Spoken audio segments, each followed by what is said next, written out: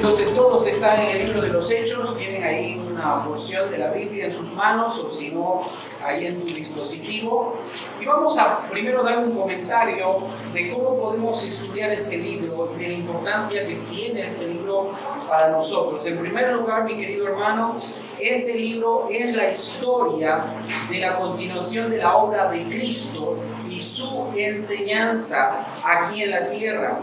Podemos nosotros ver en los evangelios, Mateo, Marcos, Lucas y Juan, que es la presentación de la vida de Cristo desde diferentes ángulos, pero el escritor de este libro, vamos a decir que no le alcanzó el papel para completar su obra, así que la dividió en dos tomos.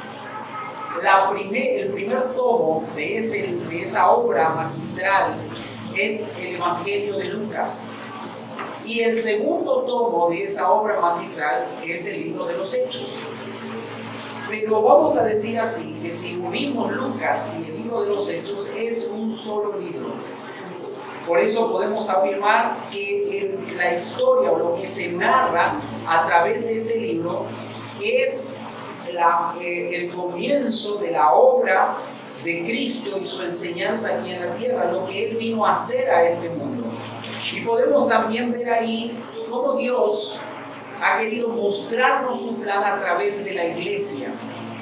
¿Qué es la iglesia? La iglesia es la manifestación y el cumplimiento del propósito de Dios para que todas las personas lleguen al conocimiento de Cristo. La iglesia hoy es el plan de Dios como lo fue Israel en el pasado, para que las naciones vengan al conocimiento de Cristo. Nosotros podemos ver a través del libro de los Hechos cómo en la fe cristiana o la iglesia, o si podemos llamar el cristianismo, comienza en Jerusalén y se va extendiendo llegando hasta Roma. Esos 30 años, porque fueron 30 años que cubre los acontecimientos que narra el libro de los Hechos, son 30 años. Aproximadamente podemos hablar del año 32 al año 62 después de Cristo, que fue el tiempo que se cubre las historias que se narran en este libro. ¿Qué otra cosa podemos observar en este libro? En este libro también podemos ver la esperanza que nosotros tenemos como cristianos del reino prometido. Dios prometió un reino. Y ese reino va a ser establecido aquí en la tierra muy pronto. Eso es lo que podemos ver en este hermoso libro. Pero por esas razones, hermanos, podemos ver que este libro tiene diferentes rasgos. Tiene un rasgo histórico, que es lo que observamos, vamos a llamarla así, esa narrativa de los inicios de la iglesia, los primeros 30 años. Pero también tiene un rasgo, podemos decir así, teológico, porque hay varios temas teológicos que aparecen en el libro. Se habla acerca de la persona de Dios en 3 personas, por ejemplo. También tiene una dimensión escatológica. Hablemos acerca del reino, por ejemplo, de las cosas que Dios va a hacer en el futuro. Tiene estos rasgos, hermanos, que nos permite ver la particularidad de este libro.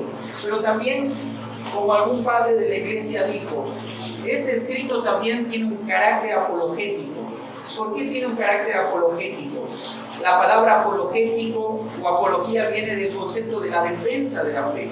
Recuerda que la iglesia, al aparecer en ese escenario del Imperio Romano, es algo nuevo para muchos. Y empiezan las acusaciones, como el día de hoy también. Los cristianos, y empiezan a decir, los cristianos tienen cosas medias raras, ¿no? Hay que tener cuidado con esos cristianos. ¿Cómo es que se casan entre hermanos, no? Porque se llaman hermanos y se casan entre hermanos, ¿no?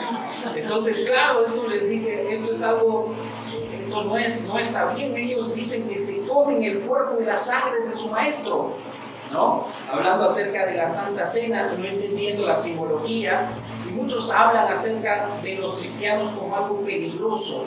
Entonces Lucas también escribe este libro para la defensa de la fe cristiana, para demostrar que el cristianismo, vamos a decir, es inocente, es legal, es decir, que tiene todos los derechos para existir tanto como el judaísmo o como otras religiones que aparecen en el Imperio Romano, ¿no? Que tenían todas las garantías de libertad, porque el Imperio Romano le daba libertad a todas las religiones de poder compartir su fe. Vamos a decir, nosotros aquí a veces estamos siendo censurados porque de repente en nuestra casa estamos cantando a Dios o porque de repente llevamos la Biblia a la escuela, y lamentablemente vivimos en una sociedad donde la fe cristiana de alguna manera también es censurada y abusada, ¿no es cierto? ¿Por qué? Por falta de un conocimiento. Cuando las personas empiezan a conocer verdaderamente la fe cristiana, se dan cuenta que de alguna manera hay valores que le son útiles a la sociedad, vamos a decir, valores que trascienden a lo que es este mundo y que muchos anhelan, ¿no es cierto? Muchos anhelan que haya personas con esas virtudes que tienen hoy los cristianos. Otra cosa más que podemos observar de este libro es el autor. El autor de este libro hemos dicho que es el médico Lucas, un médico. Por el nombre podemos deducir o concluir que es griego, no tiene un nombre judío, ¿no? Es un nombre griego, por lo tanto se concluye que Lucas fue un gentil. Ahora, tenemos a Lucas acompañando a Pablo en sus viajes. Es un compañero cercano de Pablo, así que está muy cercano a la fuente de investigación. En el primer escrito, Lucas va a decir que él ha indagado sobre estas cosas de manera diligente, es decir, que él ha ido a las fuentes de primera mano para reconstruir los eventos o los acontecimientos que hacen a la vida de Cristo y a la fe cristiana. De esa manera podemos decir que tenemos en nuestras manos un libro rigurosamente documentado, escrito magistralmente, con mucha erudición, para hablarnos de acontecimientos verídicos en cuanto a la persona de Cristo, su obra, sus enseñanzas y la historia de la iglesia del primer siglo. Eso es el libro de los Hechos, hermanos. Así que cuando nosotros consideramos estudiar el libro de los Hechos, nosotros tenemos que considerar todas estas cosas que nos permiten de alguna manera poder también tomarlo como una enseñanza para nuestras vidas, una motivación de ver cómo fueron aquellos cristianos del primer siglo, cómo vivieron su fe, cómo ellos tuvieron luchas y dificultades, pero a pesar de esas luchas y dificultades se mantuvieron fieles al Señor, cómo ellos fueron testigos de la fe cristiana y fueron fieles a su testimonio. Hermanos, como tú y yo somos animados o debemos ser animados a ser testigos fieles de Cristo, testigos fieles del Señor Jesucristo. La fecha en que fue escrito este libro, vamos a fecharlo más o menos en el año 62 después de Cristo. Hay tres razones para fechar este libro en esa fecha. La primera es que no se registra nada de la caída o la invasión de Jerusalén que sucedió en el año 70 después de Cristo. Entonces esto es algo muy importante, tendría que haber sucedido, o mejor dicho, haber sido escrito antes de ese evento. Otros dos eventos más es la muerte de Pablo. Pablo murió aproximadamente en el año 64 a 66 después de Cristo y no se registra nada acerca de su muerte, así que tuvo que haber sido escrito anteriormente. Otro elemento importante es el incendio en Roma y la persecución de Nerón a los cristianos, que fue justamente en el año 64.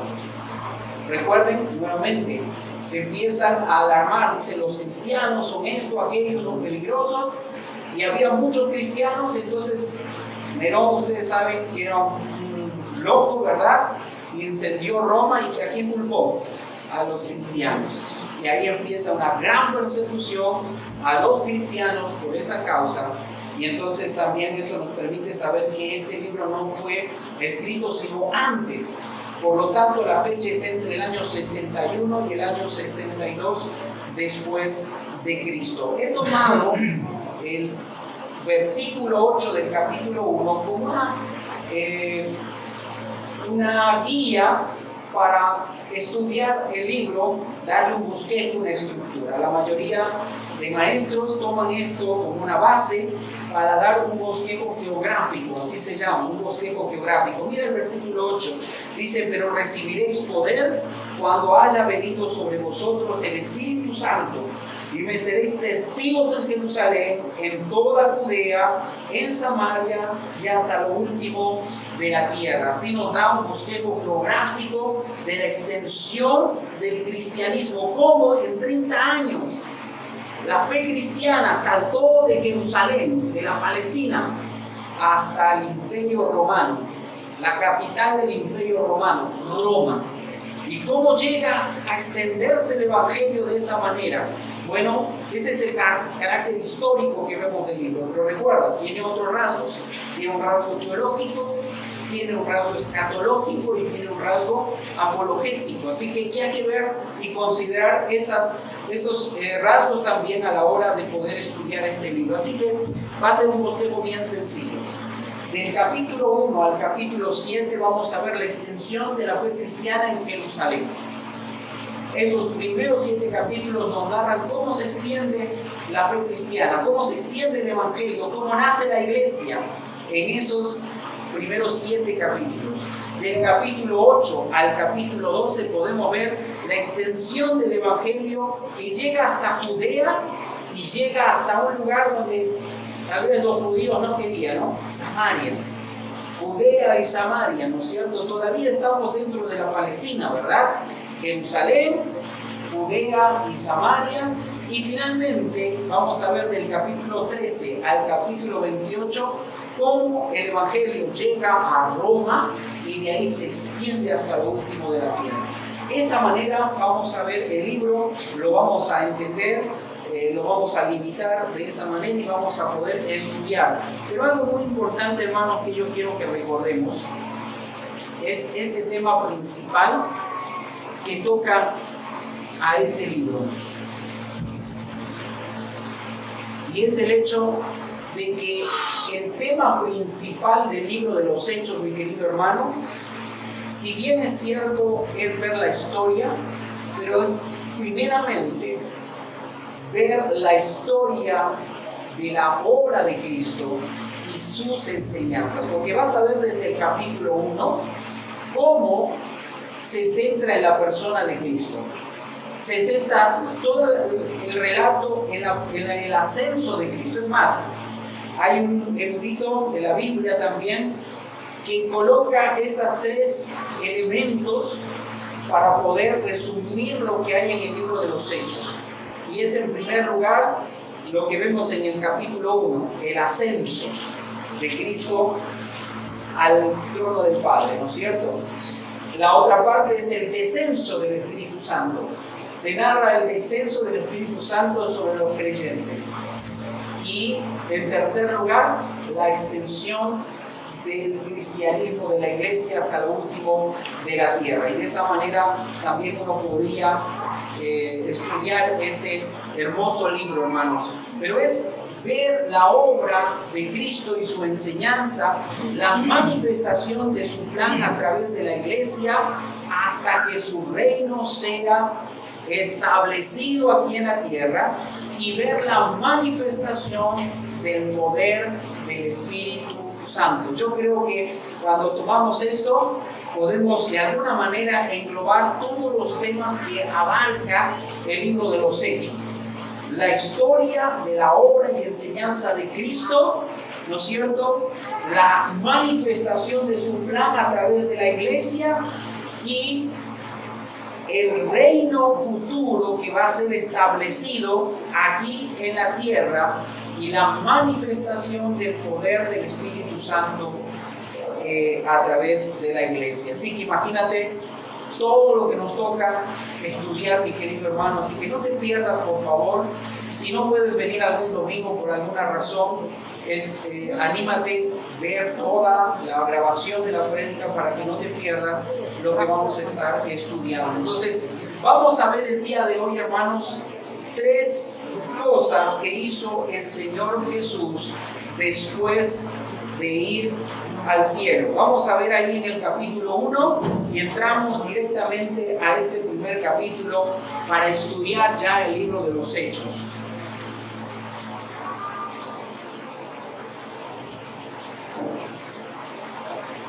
Vamos a leer estos primeros 3 versículos, por favor.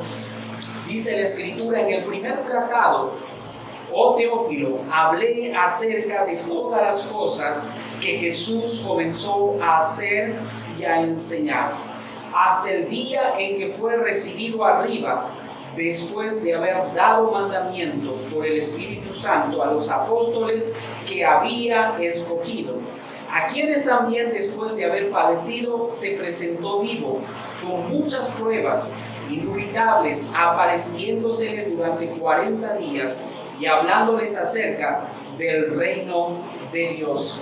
Entonces, fíjate, la primera cosa que el Señor Jesús va a hacer, el Cristo resucitado, es confirmar a los discípulos. Recuerda lo que fue la noche de la cena del Señor después que se fueron al huerto de Getsemaní. Los discípulos estaban orando, estaban cansados, estaban tristes, muchos de ellos se estaban durmiendo de la tristeza que ellos tenían. ¿Y qué sucedió? Llegaron los enemigos de Cristo. Y llegaron esa noche, dice, armados, con espadas, con palos. ¿Y qué pasó con los discípulos? Se huyeron. Tenían miedo. Y yo te pregunto, ¿no tendrías tu miedo? Si cuando hay ruidos en nuestra casa a la noche, ¿cómo hacemos? ¿No? Raulito le dice a Jessy, ve a ver, ¿no? No, salimos con un palo y ahí estamos temblando, ¿no? Agarrando el palo a ver que no entró un ladrón, ¿verdad? Y ya cuando fue un gato, bueno, ya respiramos y ya no pasó nada, ¿no? Y hablamos fuerte. Escuchen que estamos ahí protegiendo a la familia. Estaban aterrados y huyeron. Dice que uno de ellos, recuerda que no tenían la ropa como nosotros, que nosotros tenemos tal vez una ropa más segura, ellos tenían mantos, entonces por ahí uno se estaba escapando y su manto se quedó enredado en la rama y se quedó en ropas interiores y salió corriendo, ¿verdad? Y estaba ahí. Pedro, el único valiente, ¿no? Se acordó que le dijo al Señor Jesús, estoy dispuesto a morir por ti, y ahí lo estaba siguiendo. Entró al patio donde lo tenían a Jesús arrestado y empezaron las preguntas: tú eres Galileo, tú estabas con Jesús, tú eres uno de ellos. Y Pedro dice: no los conozco, no sé quién es. Incluso maldijo, estaba aterrado, tenía mucho miedo. Ahora, tenemos un grupo, un puñado de hombres que están aterrorizados. Ahora, te hago una pregunta: ¿tú usarías a esos hombres para llevar el evangelio hasta el último de la tierra? O sea, están aterrados. Entonces, aquí viene la continuación de lo que leía el pastor Beto ahí en el libro de Mateo. El Señor Jesús está animándole, tiene que confirmarlos, porque ellos van a ser las personas que Dios va a usar para transformar este mundo, para que el evangelio llegue hasta lo último de la tierra. Entonces, lo primero que observamos aquí, la primera cosa que el Cristo resucitado va a hacer es confirmar a sus discípulos. ¿Y cómo los va a confirmar? ¿De qué forma va a animarlos? En primer lugar, Él les va a mostrar las evidencias. Dice ahí el versículo 3, dice: a quienes también, después de haber padecido, se presentó vivo, con muchas pruebas indubitables. Claro, todos nosotros, como seres humanos, necesitamos confiar en algo que es seguro. Esto no es seguro. No es seguro, por eso está el vaso temblando ahí. No es seguro, ya lo hemos probado, ¿verdad? Se nos ha caído varias veces. Entonces yo cuando pongo el auto aquí estoy orando, Señor, que no se desarme, ¿verdad? No es seguro, o sea, no es seguro. Todos necesitamos certeza, todos necesitamos evidencia de algo que es verdadero y seguro. Y el Señor Jesús toma esto y les da a sus discípulos las pruebas indubitables, pruebas certeras, ciertísimas acerca de su persona, de lo que ellos estaban observando en ese momento. Fíjate, ahí en la palabra de Dios vamos a ir a primera de Juan capítulo 1, versículo 1, y vamos a observar ahí en esta primera carta de Juan, cómo Juan nos va a compartir acerca de esas pruebas indubitables, esas pruebas convincentes y objetivas. Dice 1 Juan 1:1, lo que hemos oído, lo que hemos contemplado y palparon nuestras manos, que dice, tocante al verbo de vida. Qué tremendo, hermanos. Cuando yo leo este pasaje de 1 de Juan 1, versículo 1, yo pienso y digo, qué manera de describir, ¿verdad?, esto que ellos experimentaron.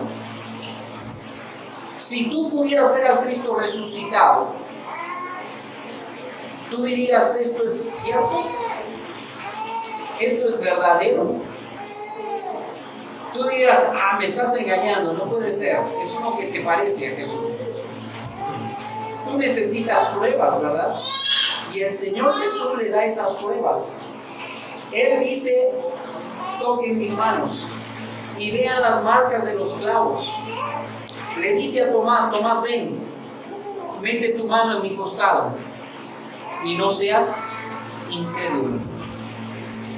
Y Tomás cae a los pies de Jesús y le dice, Señor. Entonces entiende que es el Señor, que Él es el Señor, el Cristo resucitado. Qué tremendo ver la veracidad de esas evidencias y caer ante esas evidencias. Primera de Corintios capítulo 15, versículo 4 al 8.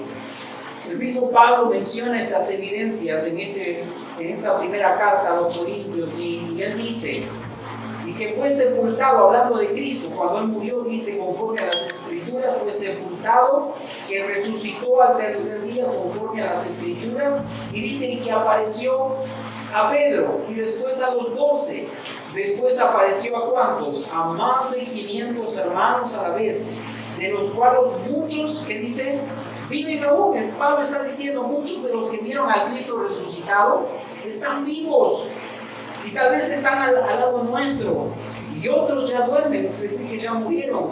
Y dice, después apareció a Jacobo, después a todos los apóstoles, y al último de todos, como un abortivo, me apareció a mí, hablando de su propio testimonio personal. Pablo dice, esto es verdad, hermanos, estas son las evidencias. Necesitamos ser convencidos, hermanos, con las evidencias que la palabra nos da, de que este mensaje es fiel y verdadero. Y tú y yo deberíamos confiar en esas pruebas indubitables. Pero en segundo lugar, no solamente les va a confirmar con esas pruebas. Mira el versículo 3. Habla también a la parte final de la promesa del reino de Dios. Y dice hablándoles acerca del reino de Dios. ¿Qué hizo el Señor Jesús esos 40 días que Él estuvo con sus discípulos? ¿Qué hizo el Señor Jesús durante esos 40 días que Él caminó sobre la tierra antes de ascender al cielo? ¿Qué dice la Escritura? Estaba enseñándoles acerca del reino de Dios. ¿Cuál era el tema? ¿Cuál era la prédica de cada reunión? El reino de Dios. El Señor Jesús estuvo hablando acerca del reino de Dios. ¿Por qué nosotros no hablamos del reino de Dios? Es como que nosotros hablamos de todos los temas de la Biblia, Hablamos del perdón, hablamos del amor, hablamos de obedecer a Cristo, pero no hablamos del reino de Dios, la promesa de Dios. Pero él 40 días habló acerca del reino de Dios. Es más, en el versículo 6, ellos van a preguntar, dice, ¿restaurarás el reino a Israel en este tiempo? Obviamente ellos están hablando en un término político, ellos están hablando del reino de Israel. Ellos sabían que Dios iba a traer una liberación a Israel por las profecías. Entonces ellos entendían o interpretaban que ese reino que Dios estaba hablando era un reino político. Pero no, este es un reino celestial en la tierra.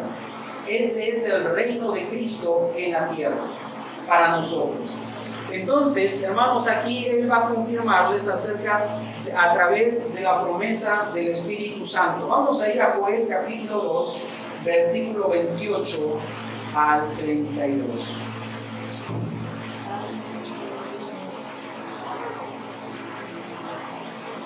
Ahí buscamos el libro de Joel, es uno de los profetas menores. Joel capítulo 2, versículo 28.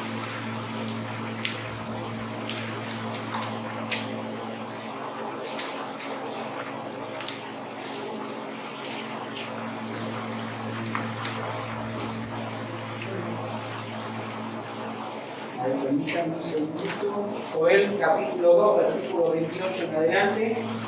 Y dice, y después de esto derramaré mi espíritu sobre toda carne, y profetizarán vuestros hijos y vuestras hijas, vuestros ancianos soñarán sueños, y vuestros jóvenes verán visiones, y también sobre los siervos y sobre las siervas derramaré mi espíritu en aquellos días.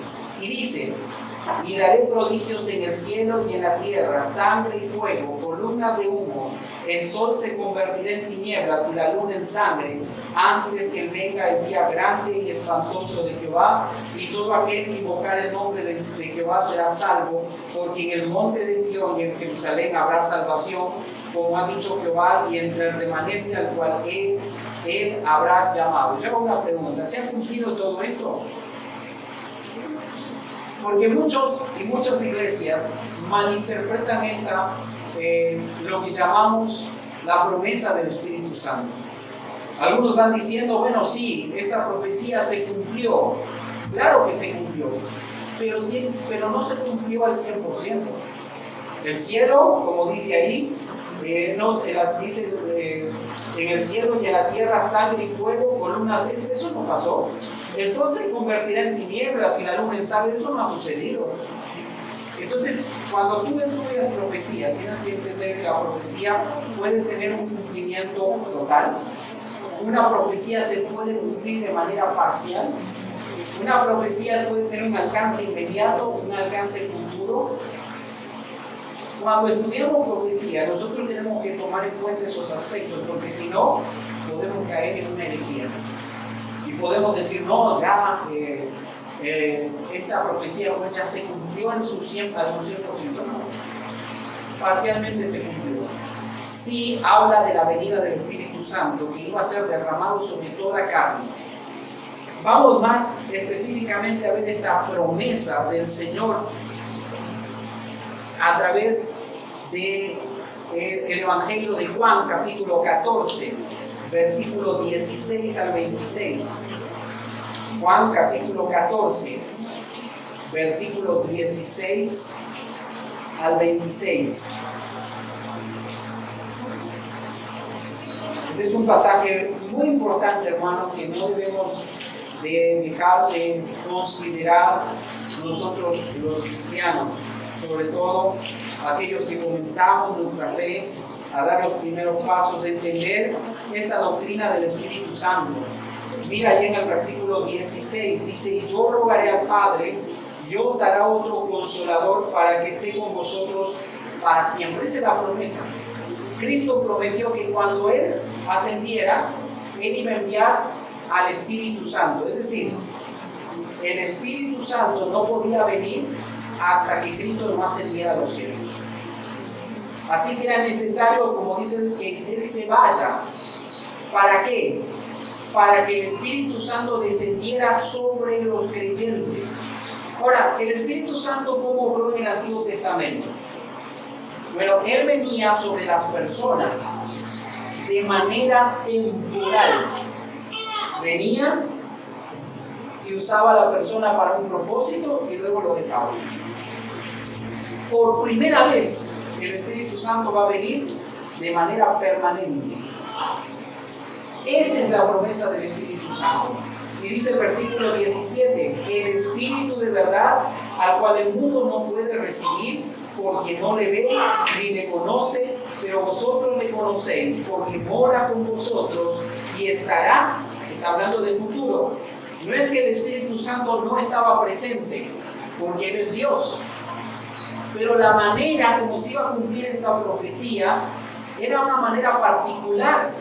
El Espíritu Santo ya no solamente los iba a acompañar, el Espíritu Santo iba a morar dentro de la vida de ese creyente.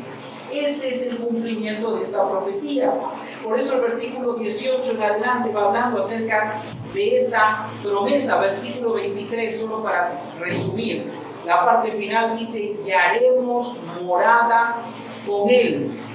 Haremos morada con Él. Está hablando de vivir en nosotros. Por eso cuando nosotros decimos Cristo vive en mí, es una verdad. Pero también el Espíritu Santo mora en mí. Y Dios vive en mí. Estas cosas son muy profundas para entenderlas. Porque cuando hablamos acerca de la persona de Dios, la persona de Dios no se divide. No están divididos. Dios está viviendo en mí. Pero hay una tarea especial que hace el Espíritu Santo en mí. Y por eso esa diferencia que notamos aquí, que el Espíritu Santo viene a tomar nuestra vida de una manera particular, dotándonos de capacidades sobrenaturales para su propósito y llenando nuestra vida y guiándonos a través del entendimiento de su palabra o de la voluntad de Dios. ¿Qué quiere Dios que yo haga? Es el Espíritu Santo el que nos va guiando. Ojo, nosotros a veces podemos decir: ¿dónde está esa voz audible de Dios? ¿Por qué no me habla? Y a veces, muchas veces leemos la palabra de Dios y Dios es pensamiento, guiado por el Espíritu Santo para mostrarnos su plan y su propósito. Es como Dios usa la palabra escrita para guiar nuestros pensamientos, como dice Salmos capítulo 5, me parece, versículo 3, o al revés. Dice: fíate de Jehová de todo tu corazón y no te apoyes en tu propia prudencia. Y ahí viene esta parte: reconócelo en todos tus caminos. Esto habla de obedecer la palabra de Dios. Y entonces dice: Él hará prosperar tu camino, Él va a ordenar tus pasos, Él va a guiar tu vida, tus decisiones. Es así como actúa el Espíritu Santo a través de su palabra en el creyente que ya tiene al Espíritu Santo. Imagínate, Jesús confirma a sus discípulos que están desanimados. El Señor los anima porque ellos están amedrentados, ellos están confundidos, no saben qué hacer. Y entonces el Señor viene 40 días, les va a enseñar, les va a mostrar las evidencias indubitables de esta verdad de su resurrección. Le va a enseñar acerca del reino de Dios, ese reino que va a ser establecido aquí en la tierra, pero también les habla de la promesa del Espíritu Santo. Ellos no van a estar solos. El Espíritu Santo va a estar con ellos, ayudándoles para el propósito que Él tiene para sus vidas. En segundo lugar, vamos a ver el versículo 6 en adelante. Hay una partecita que he saltado del versículo 5. Ahora se los voy a explicar. Pero en el versículo 6 en adelante, no solamente los va a confirmar, sino también los va a comisionar para la obra a la cual Él los ha llamado. La obra que Jesús comenzó hace 2000 años continúa hasta el día de hoy. La obra continúa. Yo te quiero decir algo muy importante. Tú y yo somos parte de esa historia. Nosotros estamos estudiando el libro. que nos muestra cómo los cristianos del primer siglo, esos cristianos que vivieron en ese periodo de esos 30 años, fueron fieles a Dios y fueron parte de la historia de la fe cristiana, del plan de Dios. Y nosotros podemos ver su fidelidad y todo lo que experimentaron. Pero nos toca a nosotros hoy escribir las siguientes páginas de la historia del cristianismo. Nos toca a nosotros ser protagonistas, es decir, tú y yo estamos viviendo esa parte de la historia de la fe cristiana en este mundo, hasta que Cristo venga y su reino sea establecido aquí en la tierra. Así que vamos a ver esta segunda parte. ¿Y cómo tú y yo podíamos ser comisionados si no era a través de la obra del Espíritu Santo? Mira el versículo 5. Dice, porque Juan ciertamente bautizó con agua, mas vosotros seréis bautizados con el Espíritu Santo de no muchos días. El Señor va a tomar este cuadro del bautizo para darnos a entender una verdad profunda, una verdad espiritual. A esto muchos han confundido esta enseñanza, muchas iglesias lamentablemente no entienden este concepto del bautizo del Espíritu Santo. Número uno, el bautizo del Espíritu Santo no es una experiencia, es un evento. Es un evento que sucedió en primer lugar en el cumplimiento de esta profecía en Hechos capítulo 2. Pero en segundo lugar, es un evento que sucede en nuestra vida cuando tú y yo creemos en Cristo Jesús. Efesios capítulo 1, versículo 13 y 14 dice, habiendo oído, habiendo creído, ¿qué pasa? Fuiste sellados con el Espíritu. Eso es el bautizo del Espíritu Santo. ¿Cuándo sucede el bautizo del Espíritu Santo? Cuando oro mucho, cuando me pongo en ayuno 40 días y 40 noches. ¿Cuándo viene el Espíritu Santo sobre nosotros? Según Efesios 1, 13 y 14, en el momento que oímos y respondemos en obediencia al Evangelio y ponemos nuestra fe en Jesucristo, ahí somos bautizados. La palabra bautizar significa sumergir. Y la palabra sumergir significa vincular. Este concepto entonces del bautizo es que el Espíritu Santo nos introduce al cuerpo de Cristo, formando la iglesia. Nos une con Cristo. Nos pega al cuerpo de Cristo. Nos hace uno con Cristo. Y ahora por eso somos un cuerpo. Ahora por eso nosotros somos la iglesia. Y ahora Él nos va a comisionar. Mira el versículo 6. Ellos preguntan, ¿cuándo va a suceder esto, Señor? Ellos están hablando de tronos, el tiempo. Pero mira la respuesta del Señor, versículo 7. Dice, no os toca a vosotros saber los tiempos o las sazones que el Padre puso en su sola potestad, pero recibiréis poder cuando haya venido sobre vosotros el Espíritu Santo y me seréis testigos en Jerusalén, en toda Judea, en Samaria y hasta lo último de la tierra. ¿Te das cuenta? Ellos están preguntando por el cronos, el tiempo. Humanamente siempre es nuestra tendencia pensar en esa dimensión. Cuando pensamos en la venida del Señor, decimos, han pasado 2000 años. Cronos, 2000 años, más de 2024 años, si quieres ponerlo. Y el Señor no ha venido. Y estás pensando en el cronos. Es tu dimensión humana. Pero el Señor responde, no os toca a ustedes saber qué cosa. El kairos de Dios. El kairos de Dios es el tiempo en que Dios en su voluntad hace las cosas. Entonces, ellos querían saber el tiempo, cronos, el tiempo humano en el cual esto iba a efectuarse. Pero el Señor dice, esto va a suceder en el tiempo de Dios, cuando Dios ha determinado que suceda.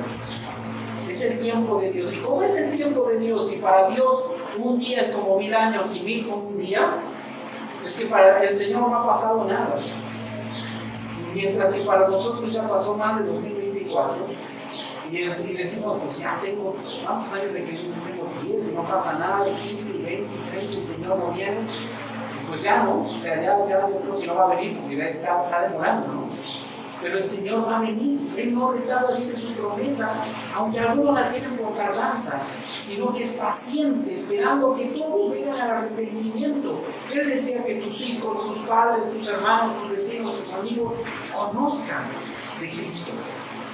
Pero, ¿de quién depende que ellos conozcan a Jesús? ¿Del pastor? No. ¿De quién depende? De ti. Porque tú eres el testigo. Tú eres el testigo. La comisión es eso. Mira el versículo 8, dice: y recibiréis poder cuando haya venido sobre vosotros. Entonces, en primer lugar, mi querido hermanos, nosotros somos comisionados por Cristo para compartir de nuestra fe a todas las personas. Él nos ha ordenado que nosotros compartamos acerca de nuestra fe. Hay una oración que Pablo hace en Efesios capítulo 6, versículo 19.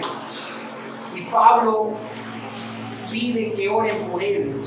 Y algo muy particular, él dice que oren para que cuando él pueda abrir su boca, el evangelio pueda correr. ¿Qué significa eso? Es que si yo le hablo a una persona, que ese evangelio, esa palabra no se quede en esa persona, sino que esa persona pueda acercar el evangelio y ahora esa persona pueda contar a otros del evangelio.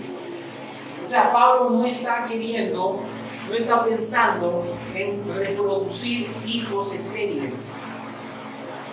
Pablo quiere tener hijos productivos. Por eso en la oración de Cristo sobre la vid verdadera, Él ora por los creyentes de todos los tiempos y Él dice que ellos puedan llevar mucho fruto. Hermanos, usted puede ver el fruto del ministerio ahí de la familia Jara sobre esta hermana que acaba de visitarnos, y ella puede ahora ser portadora del evangelio a otros. Ya eso tiene que ser nuestra responsabilidad. Y usted va a compartir a otros y ese otro va a compartir el evangelio a otros. Debemos orar para que el evangelio que nosotros predicamos no se quede encarcelado en una persona, sino corra y pueda llegar a otras personas. Por lo tanto, somos comisionados al mundo para que podamos llevar el evangelio sin miedo, hermanos. Dice que Pablo decía: oren, no solamente que al abrir mi boca el evangelio corra, sino para que cuando hable con denuedo. ¿Qué es denuedo? Denuedo es valor. ¿No le ha pasado que estamos ahí? Nosotros podemos hablar con cualquier persona de cualquier tema. Fíjese, si vamos en el coche, o vamos en el autobús, o vamos a la parada de autobuses, o estamos en el supermercado, el técnico que te viene a arreglar algo, tú le saludas, está haciendo mucho calor, mira el clima, y tú hablas de tantas cosas. Pero cuando vas a hablar del evangelio te tiemblan las piernas, ¿sí o no?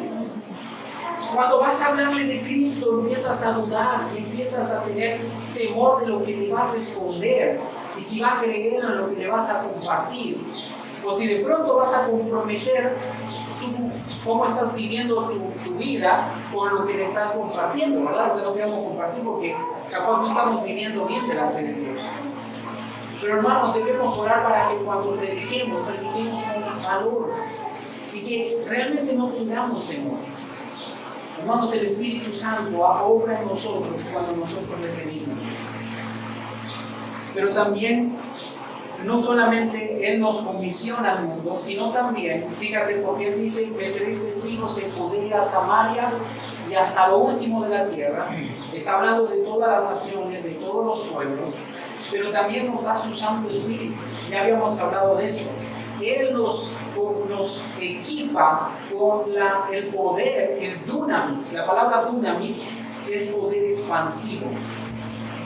Poder expansivo es algo que vamos a llamarle así, te lleva a hacer cosas que tú no quieres hacer. Es que estoy cansado, es que ya no quiero hablar con nadie, y quiero hacer otra cosa y el Espíritu Santo te mueve y estás hasta las 2, 3 de la mañana hablando con una persona de Cristo. ¿Y cómo es que puedes hacer eso? Es el Espíritu Santo. Él nos equipa para que nosotros podamos ser testigos. Ahora, ¿sabes qué significa la palabra testigo?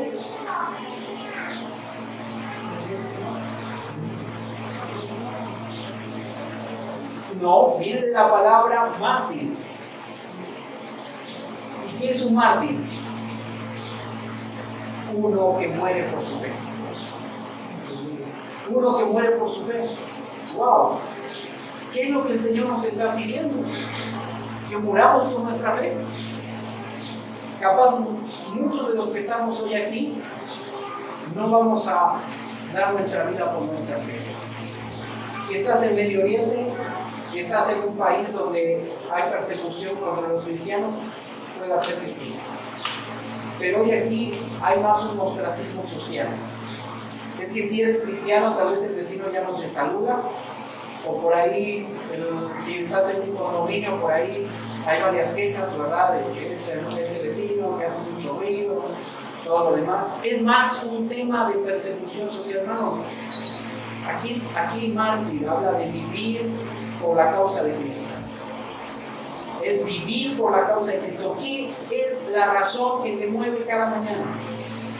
Tus hijos, tu esposa, tu esposo, tus sueños, tus metas, tu trabajo. ¿Qué te mueve? Es la causa de Cristo. Es uno más para Cristo.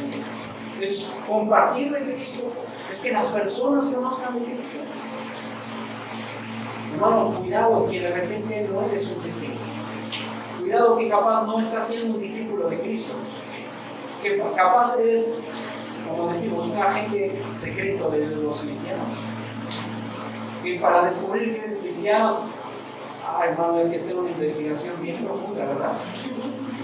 Hay que hacerte 1000 de preguntas para ver, sí eras cristiano, ¿verdad? No. Y sabes, ahí en el versículo 9 en adelante, hermanos, vamos a ver cómo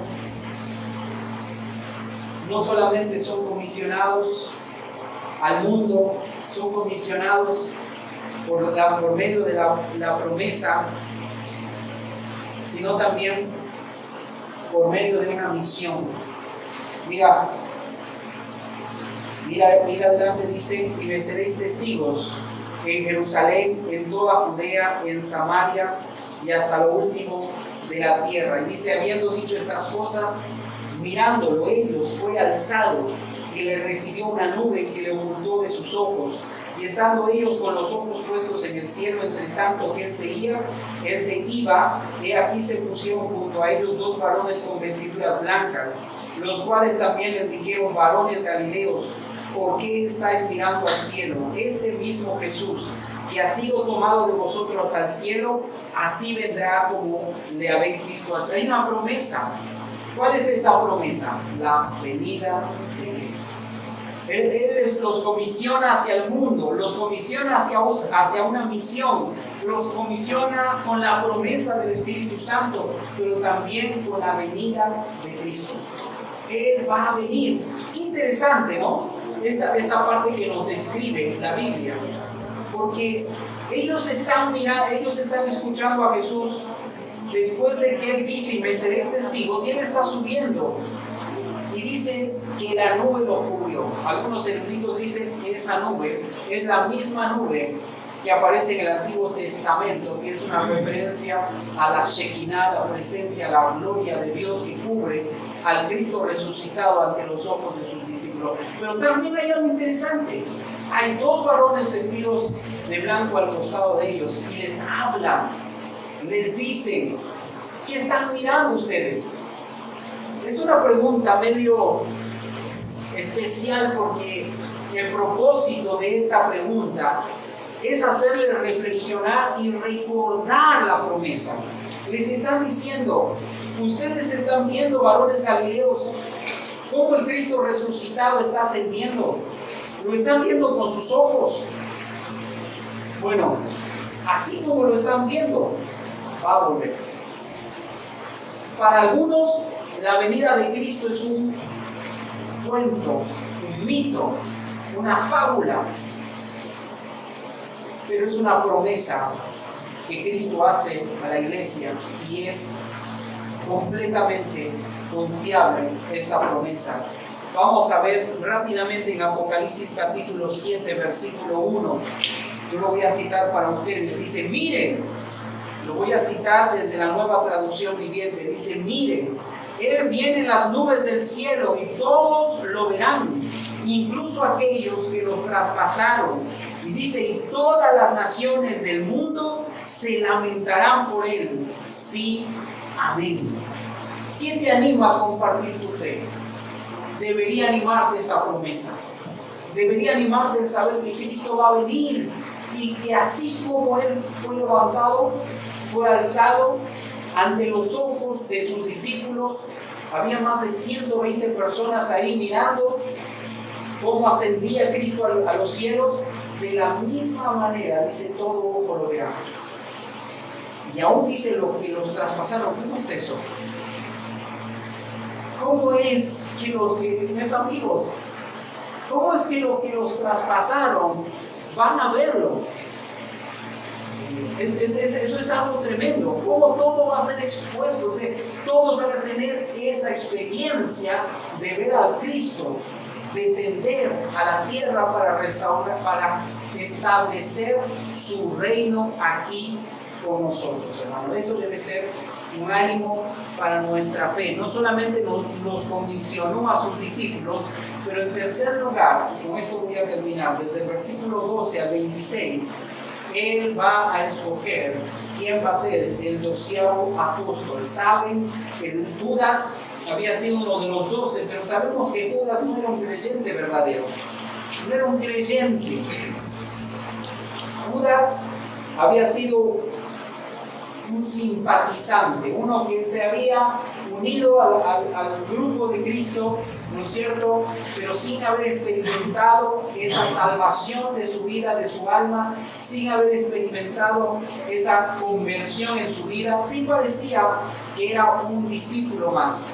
Lo veían con Jesús, lo veían en las reuniones de Jesús, haciendo las cosas que Jesús hacía, pero cuando llegó el momento de descubrir lo que realmente Él era, Él traicionó a Jesús y evidenció que no le pertenecía a Cristo. Ahora, quedaron 11. Vamos a ver aquí a lo largo del pasaje cómo Pedro, guiado por el Espíritu Santo, va a entender que Dios quiere escoger a este 12º apóstol. ¿Para qué?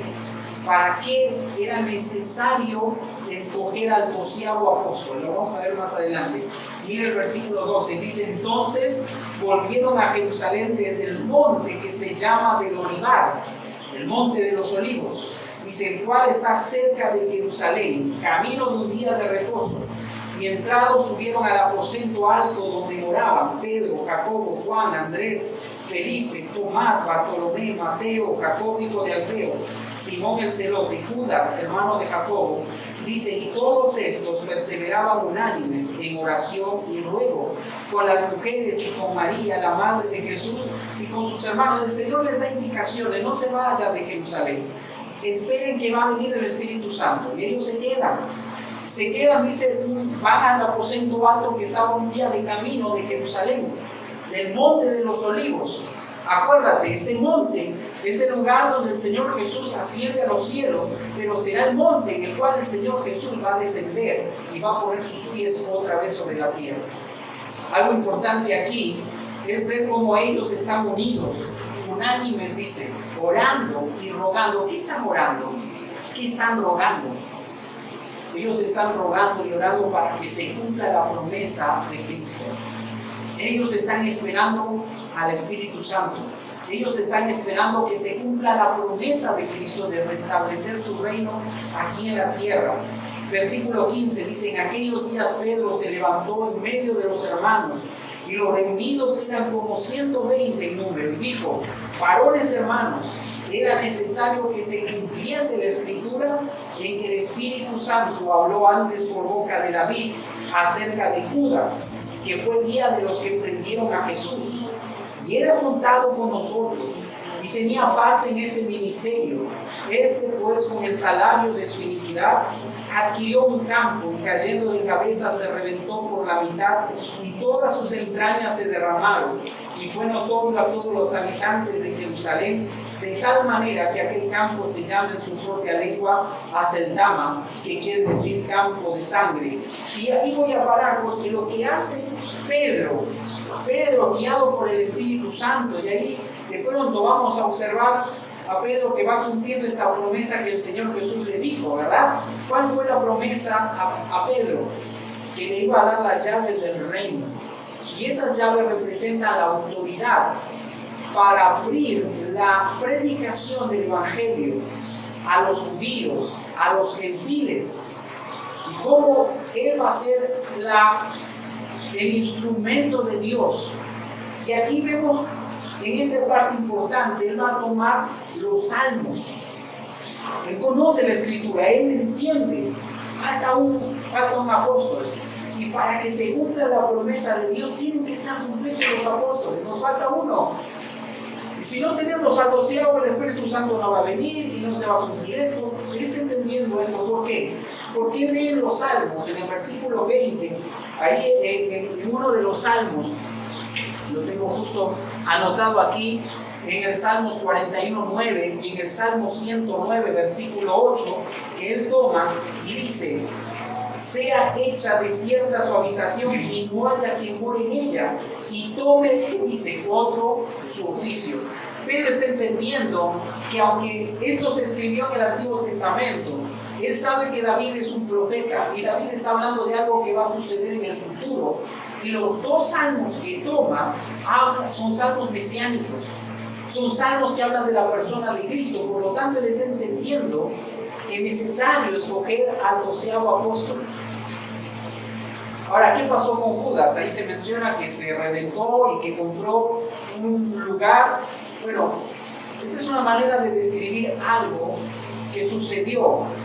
El dinero en realidad Judas no usó para comprar un terreno, pero el dinero con el cual él traicionó a Jesús fue usado por los sumos sacerdotes para comprar ese terreno. Obviamente las historias de los evangelios se complementan porque él dice que se ahorcó, pero no nos dicen quién lo bajó. Probablemente quedó ahí suspendido por mucho tiempo, se hinchó como suele suceder con el cuerpo y sucedió esa experiencia espantosa, ¿verdad? Que nos describe aquí el libro de los Hechos que sucedió con este traidor. Pero aquí la promesa es que alguien tiene que tomar ese oficio de ser testigo de la resurrección de Cristo y de ser el doceavo apóstol. Así que ellos van a escoger a dos hombres. En primer lugar, dice, es necesario, dice versículo 21, pues de estos hombres que han estado junto con nosotros todo el tiempo que el Señor Jesús entraba y salía entre nosotros, comenzando desde el bautismo de Juan, hasta el día en que entre nosotros fue recibido arriba, uno se ha hecho testigo con nosotros de su resurrección. Ellos ponen ciertas pautas. Ellos dicen, tiene que ser uno. Si va a ser testigo de Cristo, tiene que ser uno que estuvo desde el bautizo de Juan. Tiene que ser uno que ha estado todo el tiempo, que ha estado con nosotros, que estuvo ahí juntamente con Cristo hasta el momento que Cristo fue alzado a los cielos. Y de esos 120 escogieron a dos. Uno se llamaba José, se llamaba Barsabás y se llamaba Justo. A ver si algún papá por ahí complica a su hijo con eso, ¿verdad? Que se llama José, pero le dicen Barsabás, pero al final lo conocen como Justo, ¿no? Tremendo lío con este personaje. Creo que por eso lo descalificaron, ¿no? Pero luego está Matías, y no dice nada más de Matías. Matías es Matías, punto. El pasaje dice que ellos hablaron, oraron, dice, versículo 24, dice, tú, Señor, que conoces los corazones de todos, muestra cuál de estos dos has escogido. Este pasaje viene bien para hablar acerca de la voluntad de Dios. Algunos piensan que la voluntad de Dios es como jugar al tesoro escondido. ¿Viste que te dicen que estás caliente? No, estás frío, ahora tibio, ahora estás caliente. De pronto dices, ¿cuál es la voluntad de Dios? No parece como que Dios está tratando de engañarnos. No es así. La voluntad de Dios se expresa en su palabra y está escrita para guiar nuestras decisiones. Pero hay que recordar algo. Ellos son judíos. En el Antiguo Testamento, los judíos, desde el libro de Levíticos, Dios manda a Moisés que en el pectoral de Aarón colocara 2 piedras, el Urim Tumim. Y a través del Urim Tumim, el sumo sacerdote preguntaba a Dios el sí y el no. Y de esa manera Dios respondía al sumo sacerdote su voluntad. Esto fue hasta el cautiverio de Israel a Babilonia. Hasta ese momento fue utilizado el Urim Tumim. De ahí para acá, o hasta ese momento, ya no era una práctica. Pero nos llama la atención que es una iglesia nueva, es una iglesia naciente. Ellos están tratando de buscar la voluntad de Dios. Hay muchas cosas que el libro nos registra, pero no necesariamente establece una pauta o un patrón para que hoy las iglesias neotestamentarias lo practiquen. Este libro además tiene un carácter transicional, nos muestra algo que va, vamos a llamar así, la iglesia comienza con los judíos, pero va luego siendo gentil. La iglesia comienza en Jerusalén y luego termina en Roma. Es un carácter transicional. Decíamos que este libro tiene un rasgo teológico. Hay muchas doctrinas que aparecen a lo largo de todo el libro de manera germinal, es decir, no están desarrolladas. Lo vas a ver que después en las cartas pastorales, en las cartas de Pablo y de Pedro, esas doctrinas se van a desarrollar, se van a enseñar de manera completa. Digo esto porque si bien es cierto acá se registra la manera como ellos están buscando la respuesta de Dios a la elección de Matías o del 12º apóstol, lo hacen usando el medio que ellos conocen, que era la forma del Urim Tumim. Entonces ellos no sabemos qué usan, pero tiran suerte entre estos dos y sale escogido Matías.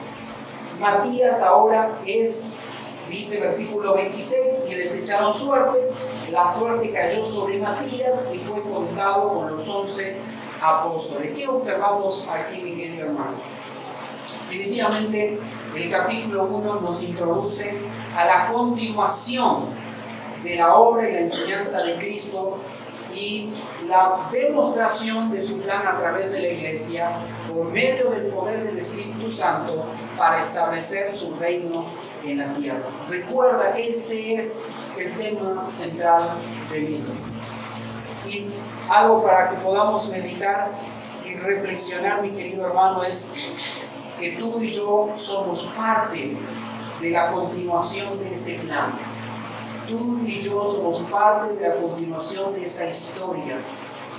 Tú y yo somos parte de la historia de la obra de Cristo para establecer su reino aquí en la tierra. Yo voy a preguntar algo para que podamos quedarnos con este pensamiento y así terminar.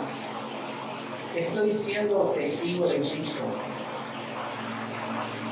Estoy siendo un testigo de Cristo en la tierra, esperando su venida para establecer su reino. O estoy tal vez perdido en las cosas que este mundo muchas veces nos entretiene. Es nuestra oración que esta iglesia sea enseñada y formada en esta promesa que Dios nos hace, hermanos. Y me seréis testigos. Y me seréis testigos. Martín, acuérdate. La pregunta aquí no es si vas a morir por tu fe, sino vas a vivir por la causa de Cristo. No es si vas a morir dando tu vida como estos cristianos del primer siglo lo hicieron, sino si tú y yo vamos a obedecer a Cristo y vamos a ser testigos.